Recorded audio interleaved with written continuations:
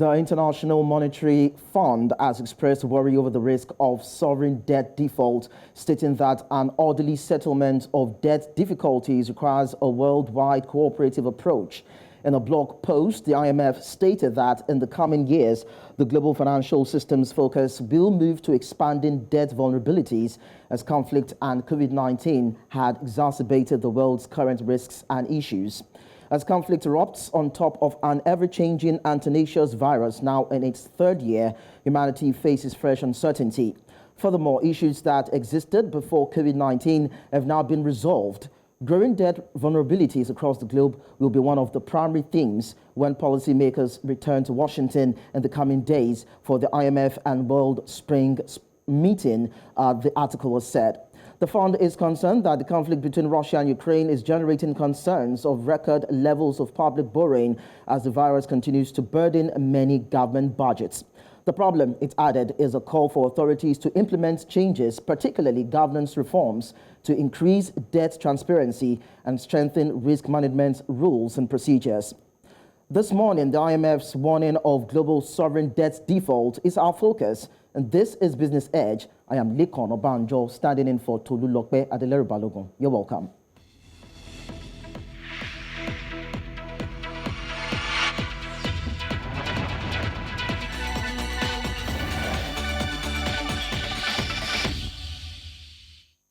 Joining me from here in Lagos, Nigeria, is Dr. Soji Akinyele, an economist and government relations expert. Good morning to you, Doctor. Thanks for joining us on the program. Good morning. Thank you for having me. Well, the IMF has declared that the world is currently in a dangerous state with renewed uncertainties, especially as a result of the debt vulnerabilities across the global economy. Now, what are these vulnerabilities and why is it that it affects Africa so much? Well, indeed, I mean, the IMF, has a global worldview to, if you like, the assessment of most of the economies across the world. From where they sit, they can see debt profiles, debt assessments, debt vulnerabilities, debt burdens across developing markets, and, if you like, emerging markets across board. So, I mean, when they say things like this, these are basically opinions, but very informed opinions based on detailed assessments that have been done. I think that the effect on Africa really speaks to understanding that a lot of African countries are classified as developing, or if you like, classified also as emerging markets.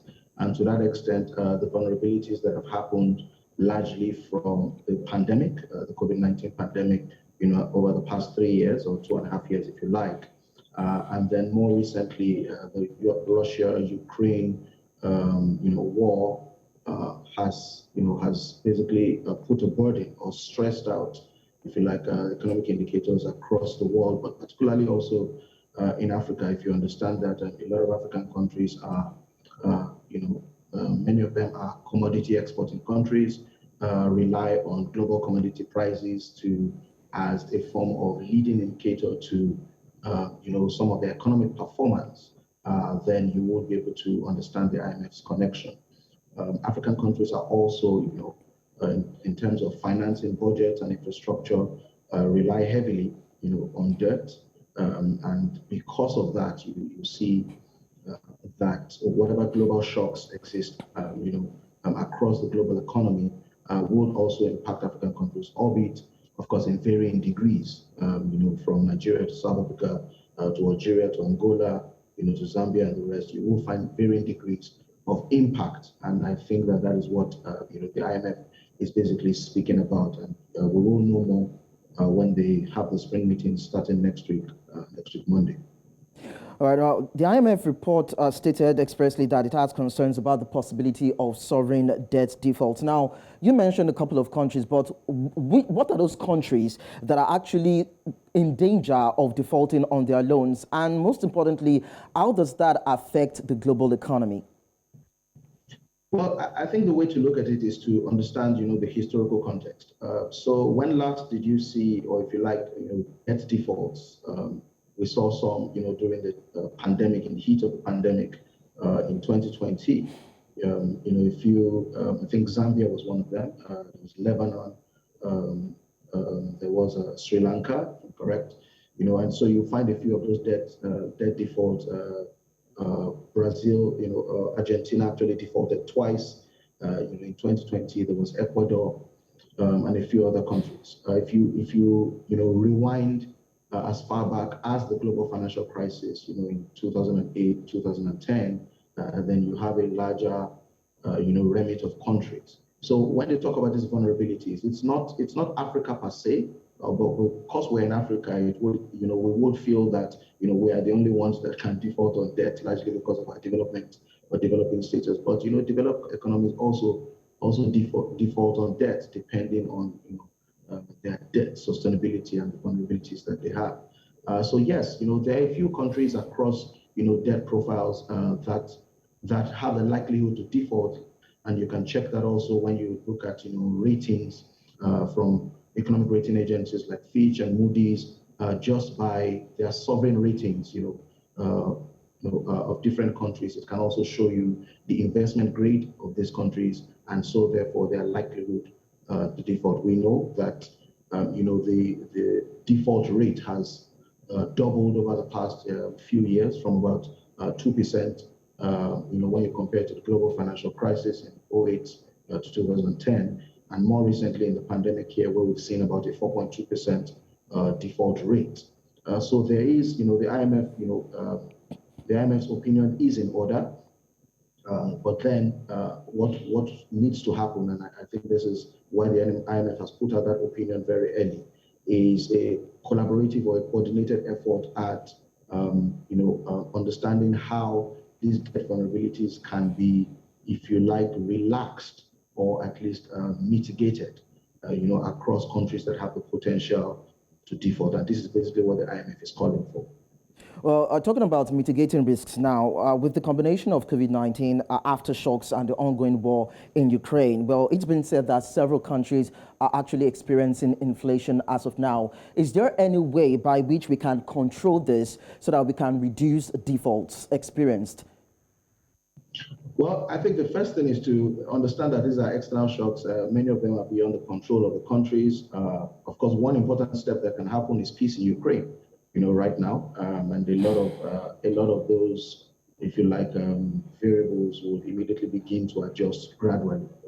So that's one step, and a very important step. If the Committee of Nations can basically ensure that there's a peaceful assessment or a peaceful agreement, between Russia and Ukraine and affected parties, we can immediately begin to see a decline of these pressure indicators. I mean, America is at 8.5%, one of the highest rates of inflation that we've seen in a long time.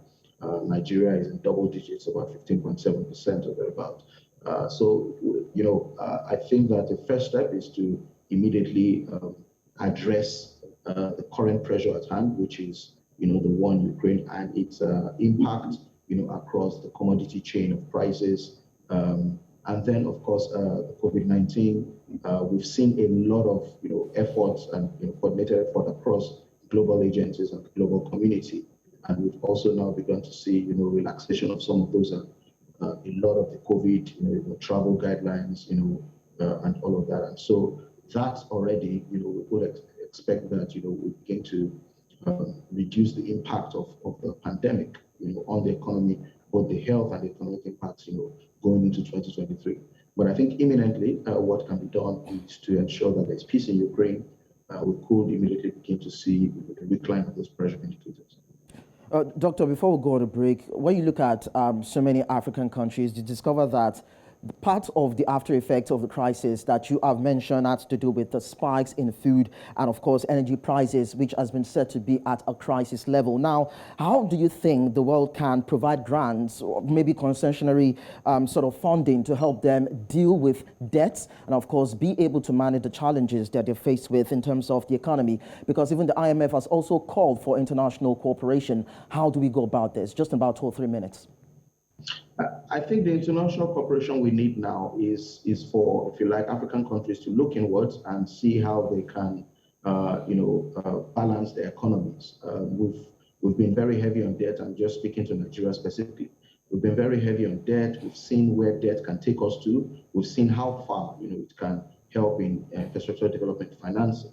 But we need to think of far more innovative ways, of sustaining the economy. There is the case for not just looking at the debt side of the balance sheet, but also the equity side, which means begin to, privatize or cede some ownership, of state-owned enterprises, moribund state-owned enterprises, in exchange for value, in the likes of how Saudi Aramco, may have done. And we've seen some steps in that direction from the NNPC, of course, the passage of the Petroleum Industry Act and other measures from government. So I think that this is the way, as opposed to, leveraging, further on debt. We are very heavy on that. We're seeing debt servicing to revenue approaching almost 100%.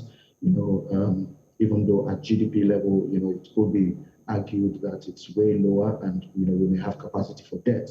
But I think that it's important to innovate away from debt and begin to see other sustainable financing options, largely tapping into the equity side of the sovereign market. Doctor, we get to go on a break now, but when we return, we get to look at the private sector that is also bearing the brunt of this sovereign default. But then just stay with us, and we'll be back with you in a short while. It is unequivocally true that socioeconomic problems that predated COVID-19 and makes countries struggle with the economy still persist. Even the guest has also mentioned that, and while the pandemic and the Russia-Ukraine crisis have only made the situation more precarious, policymakers are set to meet in Washington very soon. What cooperative approach do you think they would bring on board to ease the debt burdens of the most vulnerable countries, foster greater debt sustainability, and of course balance the interests of debtors and creditors? We get to find out all these even as the conversation continues. Do stay with us. It is Business Edge.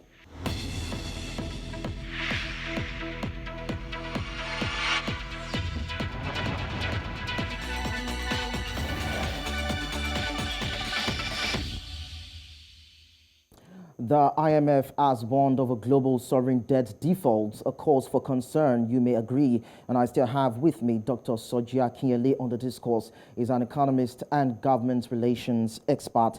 So I just go back to Dr. Soji.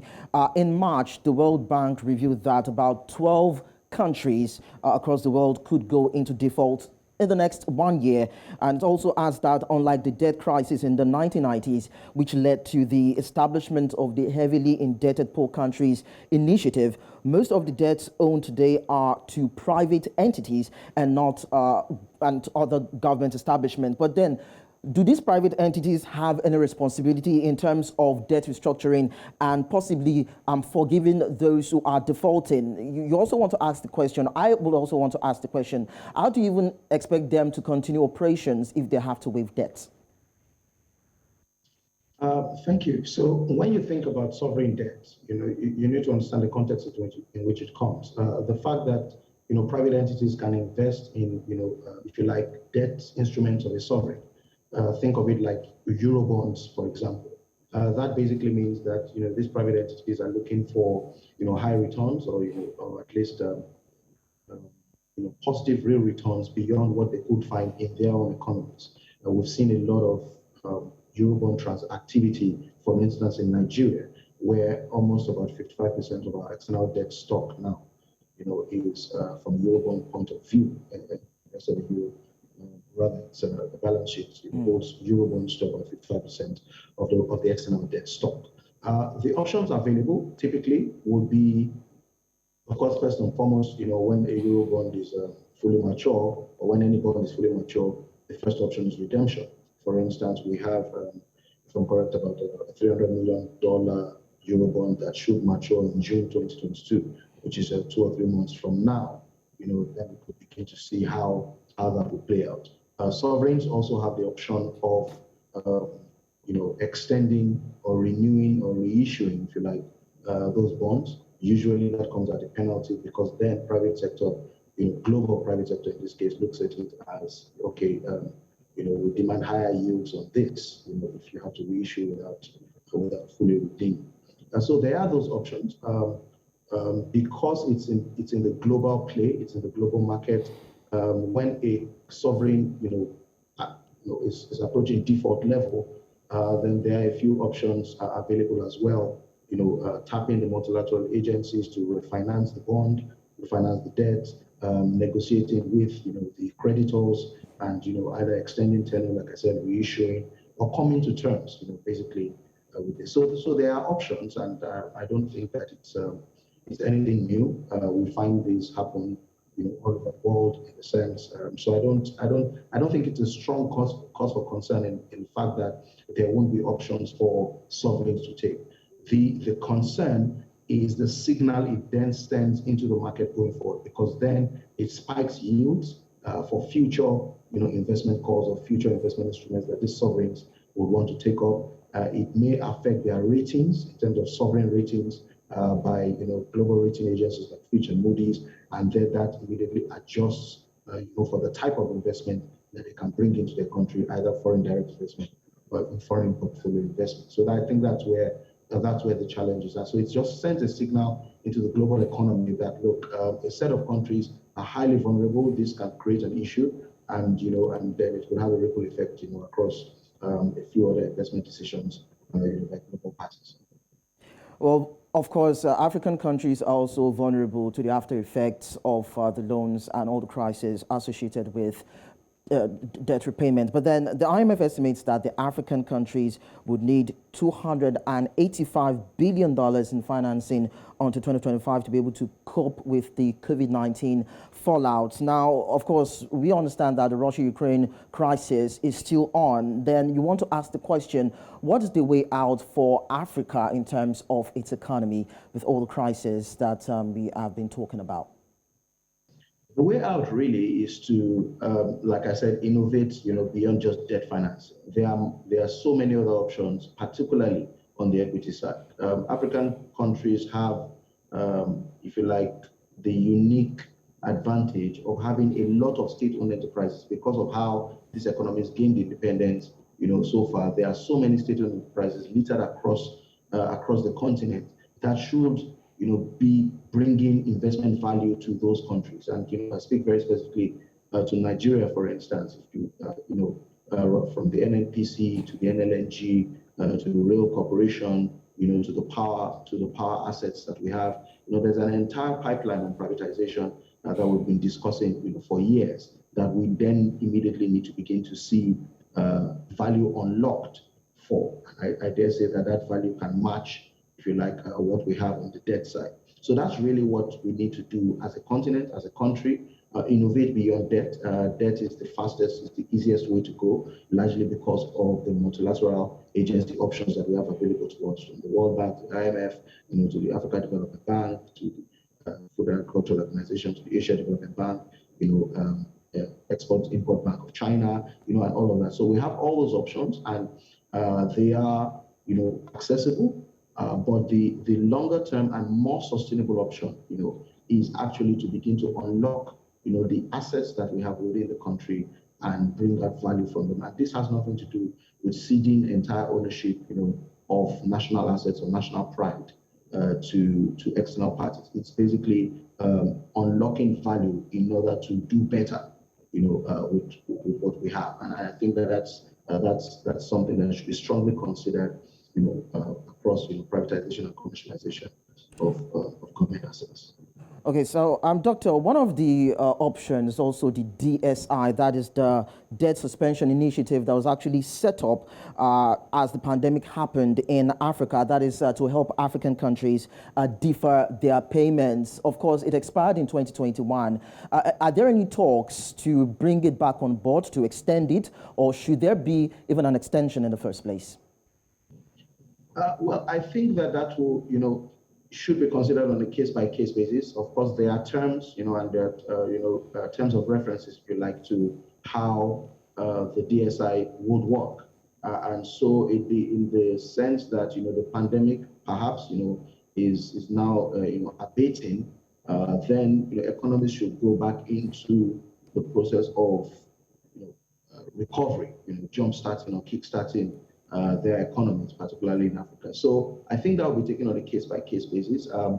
Across the news channels or across, information channels that we have not heard of any talks to renew the DSI. It seemed more like a one-off, approach to just ensuring that the global economy does not tank, during the pandemic, and that has, that has been achieved to a considerable degree. The rest now is for governments and economic managers to begin to look for more sustainable ways to jumpstart or kickstart their economies. Now, there's this fear about the era of Great Depression and global financial crisis coming back. Should we entertain any such fears? Because people are saying that these defaults could potentially lead us back to that era. Quickly, just in about a minute, do you think we should be scared of that? I think what we should do is to understand the economic cycles. You have booms, you have busts, you have troughs, and you also have recoveries. It's important that economic managers understand, the context of the economic cycles and plan for those economic cycles, which is why you have long-term development plans and new development plans like the one that the federal government in Nigeria has put in place. I think that's a better way to approach it, as opposed to preparing for a doomsday scenario, which is, what a Great Depression or global financial crisis would look like. Of course, bear that in mind, there are risk assessments towards that. But more importantly is to have a sustainable path, to economic management and ensuring that an economy is doing well across major indicators and able to attract foreign direct investment as much as it needs without heavily leveraging itself on debt.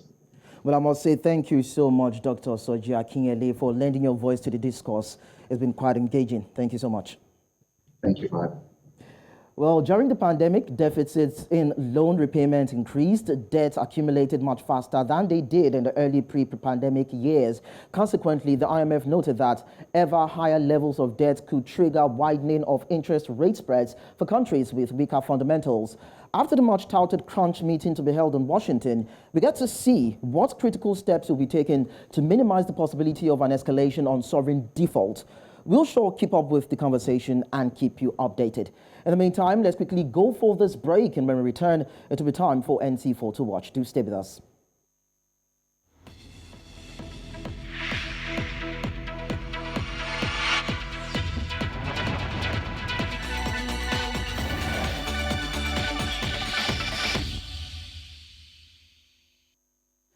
All right, let's take you through NC4 to watch, even as we look at top 4 stories trending in the business world. We start with the World Bank Group, the International Monetary Fund also, and the World Trade Organization, including the United Nations World Food Program, who have all warned in strong terms about the impending global food crisis if the world leaders do not act fast. The joint statement is drawing attention to the impact of the geopolitical tensions and full-blown war involving Ukraine and Russia, warning that for every 1 percentage point increase in food prices, 10 million people are thrown into extreme poverty. Moving on, Tanzania's Standard Gauge Railway will open its first section from Dar es Salaam to Morogoro at the end of this month. The Tanzania Railways Corporation claims that the project is virtually finished, with the Morogoro-Dodoma length nearing completion at 82.2% and scheduled for completion in December 2022. TRC says the first phase of operations are expected to use electric trains. Rubis Energy CEO Jean-Christian Bergeron is to be deported from Kenya after EPRA promised stern action on oil marketers hoarding fuel in the country. The deportation order follows revelations by EPRA that some oil marketers are diverting some of their loadings to exports to neighboring countries, leaving the local market to suffer intermittent supply. And finally, Namibian Central Bank has increased the benchmark rate by 25 basis points to 4.25%. This is the second consecutive high by the monetary authorities to safeguard the Namibian dollar, pegging it with South Africa's rand and inflationary pressure occasioned by the Ukraine-Russian conflict. And that's it on Business Edge for today. You can visit our social media platforms at New Central TV. You can also visit our website, www.newcentral.africa. And of course, download our app on App Store and of course, Play Store for more conversations and so many stuff that we have for you there that can prickle your fancy. Of course, my name is Lekan Onabanjo. Have a fantastic day ahead.